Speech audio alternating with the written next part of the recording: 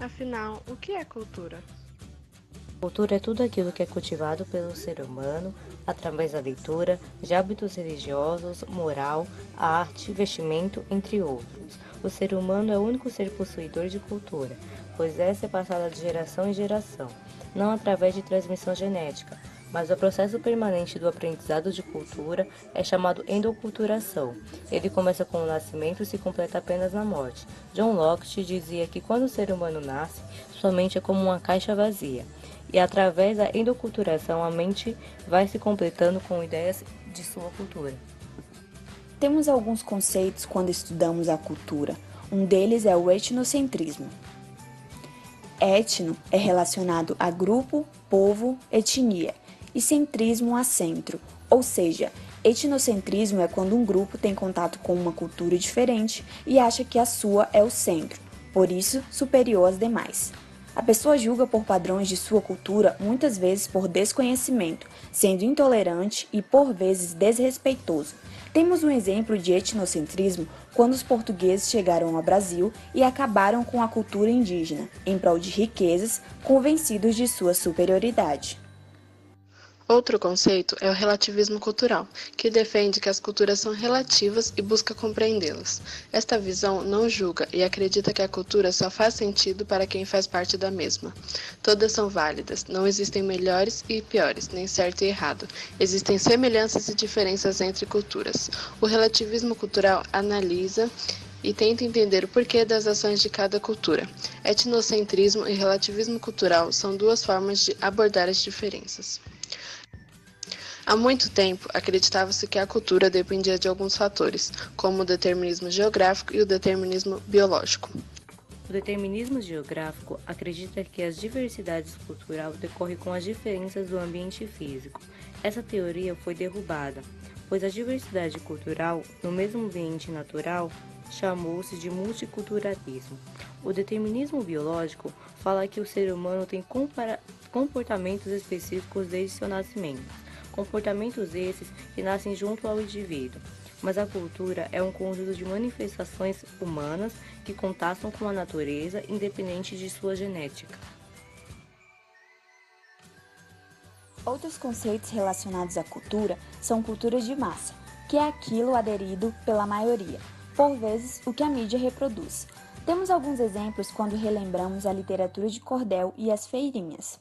E a cultura de elite, que necessita de estudo, como os museus e galerias, é a alta cultura. Entre cultura de massa e de elite, temos a mídia-cultura, que é um meio termo, é a cultura adaptada, como transformar um clássico em um filme. Essa transformação torna o clássico acessível. Agora, veremos um pouquinho da relação entre cultura e comunicação.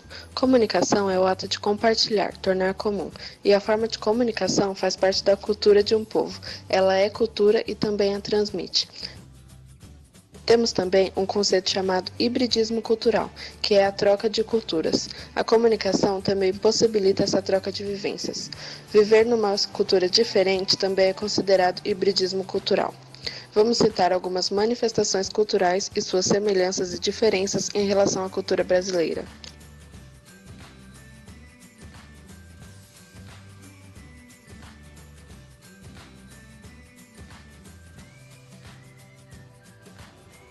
O catolicismo é a maior religião no Brasil. Os seguidores da religião acreditam em santos e carregam terços em nome da fé. Frequentam missas ao domingo e se confessam os seus pecados com ele. Seguem o Papa. Acreditam na morte e na ressurreição de Cristo. Têm a reza como forma de conversa com Deus. O hinduísmo é a maior religião na Índia. Tem como ênfase no que seria o modo certo de viver. Os seguidores acreditam em vários deuses e na reencarnação. Segundo o hinduísmo, o ser humano morre e renasce várias vezes.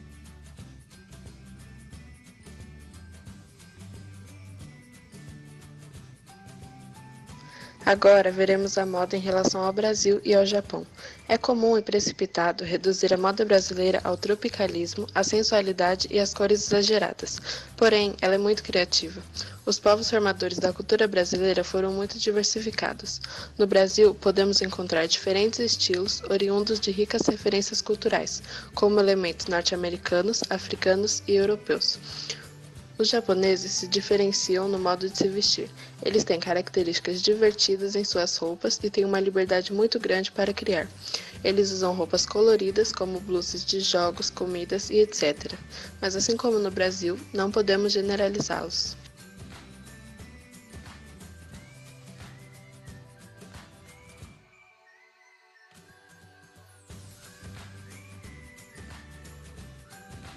A culinária brasileira é rica, saborosa e diversificada. Cada um dos estados brasileiros tem seus pratos típicos, preparados de acordo com antigas tradições, que são transmitidas a cada geração. O significado da comida ultrapassa o simples ato de alimentar-se. Os Estados Unidos são famosos mundialmente pelas suas redes de fast food.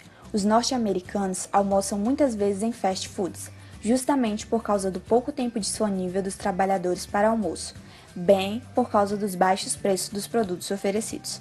No almoço, é comum ver as pessoas comendo lanches práticos e rápidos. Quando falamos de lazer, os brasileiros e franceses têm hábitos até que parecidos. Os dois povos gostam de atividades como assistir televisão, ficar na internet, se dedicar aos amigos e escutar músicas e rádio.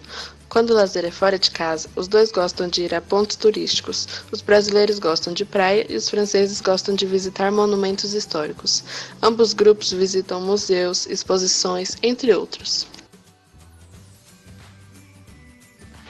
Podemos perceber, portanto, que a cultura molda o ser humano, que o relativismo cultural é uma visão interessante da maneira de lidar com outras culturas para evitar julgamentos etnocêntricos.